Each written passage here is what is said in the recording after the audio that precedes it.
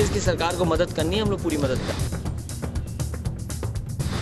कि स्वराज्य प्राप्ति के बाद भी उस स्वराज्य को सुराज्य में बदलने में हम सफल नहीं हुए। ब्रेक के बाद आपका एक बार फिर स्वागत है। बात कर रहे हैं मैदान में महारथियों की। तमाम दिग्गज उतर गए हैं मैदान में। अभी से ही चुनाव को लेकर दौरे पर दौरा लगातार चालू है। हम रुख करते हैं एक बार फिर से दीपक जी का। दीपक जी, जाहिर तौर पर जब हम बात कर रहे थे कि यहाँ बीजेपी बहुत ज़्यादा अपने आप को कंफर्टेबल पोजीशन में मान रही है, दोनों जगह की बात करेंगे हम, मध्य प्रदेश और छत्तीसगढ़। एक तरफ सुषमा स्वराज गई, वो ये कहती हैं कि जब प्रधानमंत्री मनमोहन सिंह छत्तीसगढ़ की तारीफ करते हैं तो ऐसा लगता है कि अब विपक्षी भी रमन सिंह का लोहा मानने को मजबूर हैं। आडवाणी जब मध्य प्रदेश पहुंचते हैं तो वो कहते हैं कि शिवराज सरकार ने वो कर दिखाया जो चमत्कार है। तो ये सारी चीजें क्या माना जाए कि चुनावी कवायद शुरू हो चुकी है अभी से ही?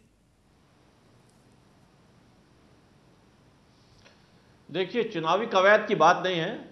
आज जिस कार्यक्रम में आडवाणी जी पहुंचे थे जी, वो मध्य प्रदेश में जो बिजली की आपूर्ति में लगातार सुधार आ रहा है जी। और मध्य प्रदेश सरकार ने जो पहल की है कि 24 घंटे बिजली की आपूर्ति की जाए।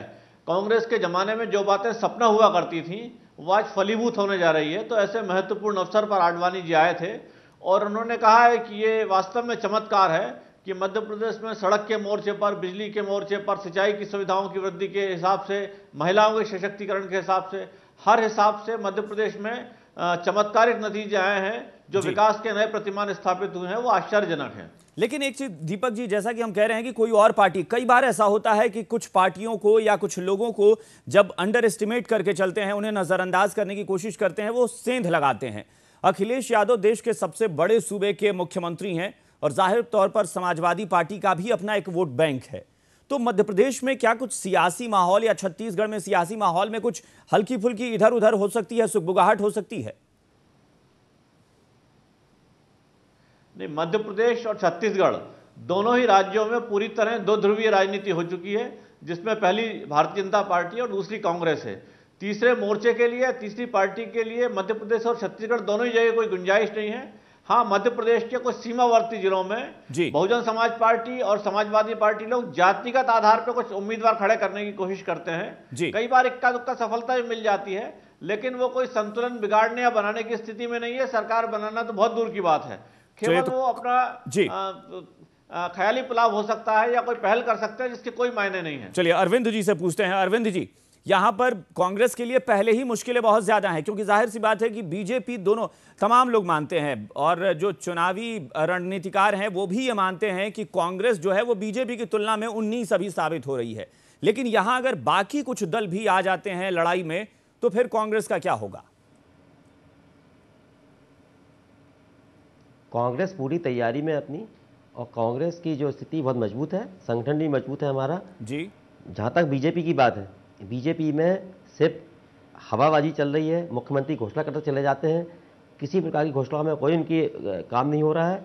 और दूसरी पार्टी की बात है बीएसपी और समाजवादी की, उनका कोई वजूद नहीं है यहाँ पे। लेकिन अरविंद जी, आपके पास भी चेहरों की कमी नहीं है। आपके पास भी मध्य प्रदेश में बहुत सारे चेहरे हैं, आपके पास छत्तीसगढ़ में भी चेहरे हैं। लेकिन अगर हवाबाजी बीजेपी कर रही है तो कांग्रेस उसमें पीछे क्यों रह जा रही है? कांग्रेस भी इस मौके को भुना सकती है। देखिए, चेहरे की बात है, सारे नेता हमारे सक्षम हैं, चेहरे की कोई बात नहीं, सारे नेता मिलकर चुनाव लड़ेंगे हम लोग। और कांग्रेस की परंपरा रही है कि हम चेहरा दे के नहीं, पार्टी की सारे नेता मिलकर काम करते हैं हम लोग। जी बिल्कुल। रमन जी, आपको क्या लगता है यहां पर कांग्रेस और बीजेपी के अलावा, जैसा कि खुद दीपक जी ने भी ये माना है कि कुछ सीमावर्ती इलाके हैं जहां बीएसपी और समाजवादी पार्टी जातिगत आधार पर थोड़ा सा अपना वोट बैंक रखती हैं ये पार्टियां? जी जी, दरअसल क्या है कि निश्चित रूप से सीमावर्ती इलाकों में उनका प्रभाव है, लेकिन मध्य प्रदेश में अगर भाजपा और कांग्रेस के बीच सीटों के अंतर की बात करें तो लगभग दुगना और उससे ज़्यादा है। ऐसे में किसी भी क्षेत्रीय दल के लिए, जो भाजपा और सपा है, वो उस स्थिति में नहीं है कि किसी निर्णय को प्रभावित कर सके। देखिए, अगर 5-10 सीटों का अंतर दोनों दलों के बीच में हो तो इस तरह के दलों की कोई भूमिका हो सकती है। और चूंकि ये स्थिति अभी कांग्रेस न तो खड़ी करने की स्थिति में है कि वो भाजपा के बराबर सीटें 100 का आंकड़ा पार कर पाए। लेकिन रमन जी क्या भाजपा अपने आप को बहुत ज्यादा निश्चिंत और बहुत ज्यादा तनाव मुक्त भी अभी मानकर चल सकती है क्या? देखिए, ये तो भाजपा का विषय है, ये उसके नेता बता सकते हैं कि वो निश्चिंत है या नहीं है, लेकिन तैयारियों के स्तर पर हम देखते हैं, कार्यक्रमों के स्तर पर हम देखें, योजनाओं के स्तर पर हम देखें और मुद्दों के स्तर पर हम देखें तो अभी कोई ऐसा माहौल नजर नहीं आता कि भाजपा को आप कमजोर माने। देखिए, संगठन के स्तर पे उनकी तैयारियां काफी समय पहले से चल रही है। अभी जी पिछले महीने के आखिरी हफ्ते में उन्होंने महाजनसंपर्क अभियान पूरे प्रदेश में चलाया है। शिकायतें आ रही हैं जनप्रतिनिधियों के खिलाफ, उनको विरोध का सामना भी करना पड़ रहा है, लेकिन लोगों के बीच जाने की पहल उन्होंने की है। शिवराज सरकार को कांग्रेस पार्टी पिछले पूरे 5 साल में कभी भी इस तरह से कटघरे में नहीं खड़ी कर पाई कि उसके सामने कोई मुश्किल हालात पेश आए। ऐसे में हमारे लिए अंदाज लगाना मुश्किल नहीं है कि भाजपा अभी उस स्थिति में नहीं है कि सीटों में कोई बहुत ज्यादा अंतर। बिल्कुल दीपक जी यहाँ पर एक चीज और गौर करने वाली है कि विपक्षी पार्टियों को अगर छोड़ भी दें तो शायद बीजेपी के केंद्रीय नेतृत्व को भी लगता है कि जो अलग अलग प्रदेशों में उसकी पार्टी के जो नेता मुख्यमंत्री हैं उन्होंने शायद पार्टी को इतनी ताकत दी है जो आज वहां जाकर वो सिर उठाकर गुणगान कर सकते हैं अपने मुख्यमंत्रियों का। शायद केंद्रीय नेताओं को भी पता है, इसीलिए दिल खोलकर तारीफ होती है। निश्चित तौर पर अभिषेक जी, मध्य प्रदेश में, छत्तीसगढ़ में और दूसरे राज्यों में जो क्षेत्रीय नेतृत्व दिया है भारतीय जनता पार्टी ने, उसने सफलतापूर्वक अपने कर्तव्य का निर्वहन किया है और मुख्यमंत्रियों ने अपने अपने राज्यों में कामकाज के स्तर पर भारी सुधार किया है। और कांग्रेस के जमाने के कामकाज से जब तुलना होती है तो लोगों को महसूस होता है कि जमीन आसमान का फर्क आ गया है। सरकार के कामकाज के मामले में, भ्रष्टाचार को खत्म करने के मामले में, विकास के मामले में, कमजोर वर्गों के सशक्तिकरण के मामले में, हर स्तर पर मध्य प्रदेश और छत्तीसगढ़ में बहुत बड़े काम हुए हैं। जी, लेकिन दीपक जी कई बार ऐसा कहते हैं कि अगर सेना बहुत आपकी ताकतवर है, सेना बहुत ताकतवर है, सेनापति बहुत मजबूत हैं, लेकिन आत्ममुग्ध होकर भी नहीं चला जा सकता। तो जिस आक्रामकता के साथ इस वक्त बीजेपी के तमाम बड़े नेता जो उतरे हुए हैं मैदान में, तो कितनी कड़ी लड़ाई मानी जा सकती है इस बार के चुनाव में, या एक तरफा मानकर चल रहे हैं आप इसे? और 25 फरवरी से हमने जनसंपर्क अभियान शुरू किया है। हर घर पे जाके हम दस्तक दे रहे हैं और मध्य प्रदेश सरकार के कामकाज के बारे में जानकारी दे रहे हैं। जी दीपक जी, इस लड़ाई को आप एक तरफा मानकर चलेंगे या मानते हैं कि जिस तरह से केंद्रीय नेताओं ने उतरकर प्रचार शुरू किया है या फिर सरकार की तारीफ शुरू की है, शायद ये लड़ाई बहुत ज्यादा तगड़ी होने वाली है, बहुत कड़ी टक्कर मिलेगी, या एक तरफा होगी?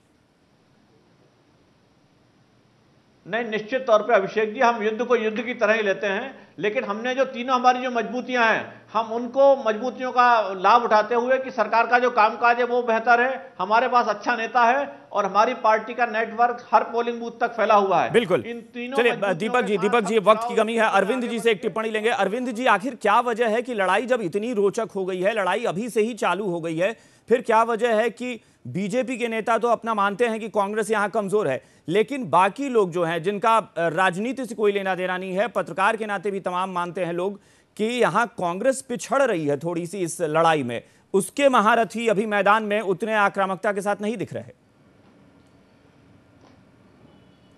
देखिए, लगातार हमारे जो केंद्रीय मंत्री हैं दौरा कर रहे हैं। अभी केंद्रीय मंत्री सिंधिया जी खंडवा के दौरे में हैं, कमलनाथ जी लगातार दौरे कर रहे हैं, हमारे सारे नेता दौरे पे हैं। और जहां तक भाजपा की बात है, ये लगातार भ्रष्टाचार, मध्य प्रदेश में बलात्कार नंबर 1 पे है। ये बताएं कि लड़ाई कितनी, ये जो घमासान होगी कितनी जबरदस्त होने की उम्मीद आप कर रहे हैं?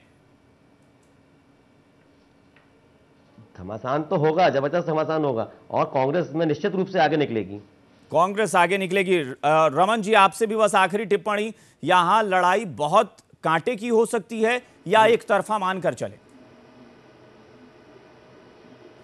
नहीं, कोई कांटे की टक्कर नहीं है। अभी तक के हालात में तो एक तरफा पूरा मामला जा रहा है। भाजपा काफी आगे है, इस समय लीड कर रही है और कांग्रेस लगातार पिछड़ती जा रही है। देखिए, कोई दिशा नहीं दे पा रही है। यानी जैसे जैसे चुनाव नजदीक आ रहा है वहां कांग्रेस थोड़ी कमजोर हो रही है और ये कांग्रेस के लिए नुकसानदेह हो सकता है। दीपक जी, दीपक विजयवर्गीय जी, अरविंद पाठक जी और रमन रावल जी। आप तीनों मेहमानों का बहुत बहुत शुक्रिया हमारे साथ इस चर्चा में शामिल होने के लिए। तो चुनावी साल है, चुनावी घमासान शुरू हो चुका है, मैदान में महारथी उतर चुके हैं, लेकिन जो सेना मजबूत दिख रही है वो बीजेपी की दिख रही है। जरूर शुरुआती दौर में यह कहा जा रहा है कि बीजेपी की सेना मजबूत है, उसका संगठन मजबूत है, उसके नेता जो हैं वो पूरी शिद्दत से लगे हुए हैं। कांग्रेस के पास चेहरों की कमी नहीं है। अगर कांग्रेस भी शायद जी जान लगा दे तो बीजेपी के लिए राह इतनी आसान भी नहीं होगी, क्योंकि वैसे भी सत्ता में बार बार वापसी करना इतना आसान भी नहीं होता। तीसरी बार दोनों जगह पर छत्तीसगढ़ मध्य प्रदेश में बीजेपी उम्मीद कर रही है। फिलहाल इस पेशकश में इतना ही। खबर भारती पर खबरों का सफर जारी है। नमस्कार। इसकी सरकार को मदद करनी है, हम लोग पूरी मदद करें। कि स्वराज्य प्राप्ति के बाद भी उस स्वराज्य को सुराज्य में बदलने में हम सफल नहीं